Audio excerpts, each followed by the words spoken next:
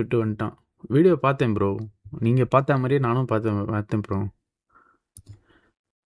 நீங்கள் என்னெல்லாம் பார்த்தீங்களோ நானும் பார்த்தேன், எனக்கும் தெரியும்.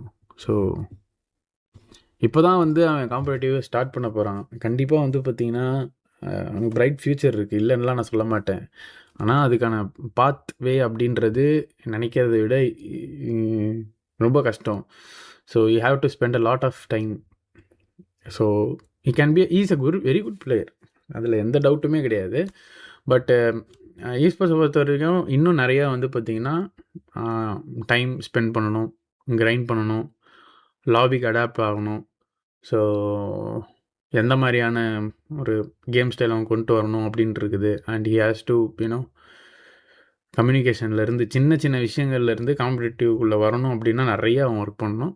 ஸோ அதுக்கு வந்து பார்த்திங்கன்னா even if he starts today minimum ஒரு 3 to 6 months ஆகலாம்.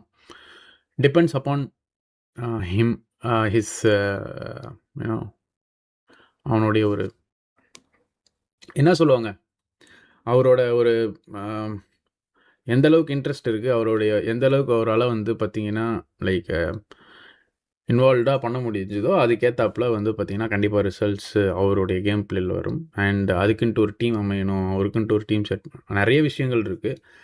So all the best.